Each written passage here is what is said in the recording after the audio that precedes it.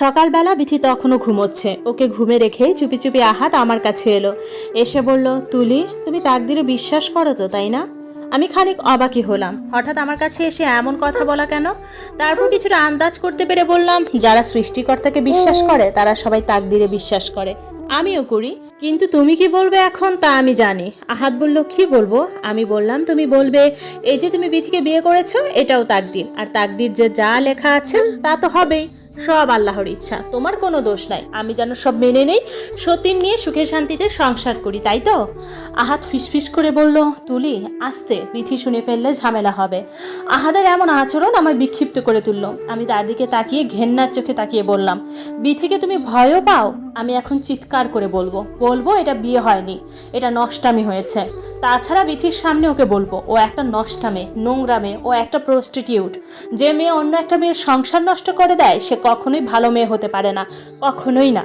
আহাদ একটা হাত উপরে উঁচিয়ে তুলে বলল, খবরদার আর একবার ওকে ছোট করে কিছু বললে। কথা শেষ করতে পারেনি আহাদ। আমার মেজাজ খুব খারাপ হয়ে গিয়েছিল। আমি ওর উঁচিয়ে ধরা হাতটা খপ করে ধরে বললাম, এই শক্তিটা থাকবে না, আমি কি করতে পারি তা তুমি দেখবে আহাদ, কেঁদে কেটেও কুল পাবে না তুমি। আহাদ এখান থেকে চলে গেল, কথা বাড়ালো না। বিথির কাছে গিয়ে দেখলো বিথি এখনো ঘুমে কিনা। খানিক পর সে আবার এলো, এসে আমার হাতে অনেকগুলো টাকা ধরিয়ে দিয়ে বলল, এই নাও, এখানে 50,000 আছে, আপাতত চুপ করো প্লিজ, তুমি যা চাইবে তাই পাবে, তবুও বিষয়টা মেনে নাও। আমি ওর টাকাগুলো তুচ্ছ জিনিসের মতোই দূরে ছুঁড়ে ফেলে দিয়ে বললাম, টাকা প্রস্টিটিউটরা নেয়, আমি ওই জাতের মেয়ে না, টাকাটা নিয়ে বিথিকে দাও, ওর সঙ্গে এসব যায়। আহাদ আমার সঙ্গে আর বাড়াবাড়ি করেনি, টাকাগুলো মেঝে থেকে তুলে নিয়ে চুপচাপ ঘরে চলে গেল।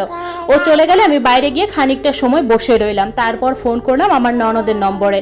ননদ ফোন রিসিভ করে বলল, তুলি, ওদেরকে কি অবস্থা বলো? আহাদ কি বাসায় ফিরেছে? আমাদের কারোর ফোনই সে রিসিভ করে না। আর বিথি হারামজাদিটা কই? ওরে দাও একটু কথা বলি। আমি বললাম, বিথির সঙ্গে কথা বলার প্রয়োজন নাই, আপনি আপনার ভাইয়ের সঙ্গে কথা বলুন, সে বাসায় এসেছে, আমি তাকে ডেকে দিচ্ছি। আমি আহাদকে ডাকলাম, ডেকে বললাম আপা তার সঙ্গে কথা বলবে। সে আমার ডাকের কোনো সাড়া দিল না। বিথিকেও ডাকলাম, কোনো কথাই বললো না দুজনের কেউই। এরপর আপা বলল, কথা না বলে কতক্ষণ থাকবে, আর 2টা দিন ধৈর্য ধরো, মার শরীরটা একটু সেরে উঠুক, তখন এদের দুইটারই কত ধানে কত চাল তা দেখিয়ে ছাড়বো। ফোন রেখে দিল আপা। আমি আসলে কিছুই বুঝতে পারছি না, ওনারাও কি আমায় নিয়ে খেলছেন? হতেই তো পারে, আহাত তার নিজের ভাই, বিথিও তার নিজের চাচাতো বোন, নিজেদের রক্ত। আর আমার শাশুড়িওকে নিজের ছেলের চেয়ে আমায় বেশি গুরুত্ব দিবেন? আমার কেন জানি মনে হচ্ছে ওনারা সবাই বিথির সঙ্গে আহাদের এই বিয়েটা মেনেই নিয়েছেন, কিন্তু আমার সঙ্গে এমন ভাব দেখাচ্ছে যেন তারা এসবের কিছুই জানতো না।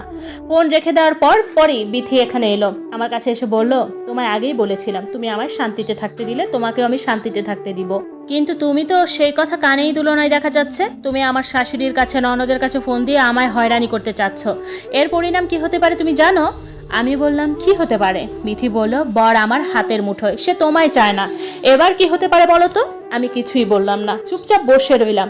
এর সাথে কথা বলতেও ইচ্ছে করে না। আমার এইটুকু জীবনে খারাপ মানুষ আমি দেখেছি, কিন্তু ওর মতো এমন ভয়ঙ্কর খারাপ মানুষ আমি কোথাও আর দেখিনি। আমি কিছু না বললেও বিথি বলল, শুনো, এসব করে কোনো লাভ নাই। সংসার তোমার সঙ্গে তোমার শাশুড়ি কিংবা ননদ করবে না, করবে আহাদ। যেহেতু আহাদের সংসার করবা, তাইলে ওদের ফোন দিয়ে ঝামেলা বাড়িয়ে লাভ কি? আর যদি ঝামেলা তুমি চাও তাহলে আমিও একটু ঝামেলা করি, আহাদরে বলি তোমারে ডিভোর্স দিয়ে দিক, নাকি বলো?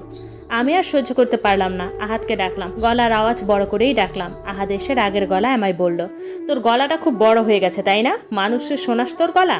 আমার মান সম্মান নষ্ট করতে চাইতেছিস তুই? সে আমায় তুই তুকারি করলে আমি কেন করতে পারবো না? আমিও বললাম, তোর আবার মান সম্মান কিসের রে? তোর মান সম্মান আছে?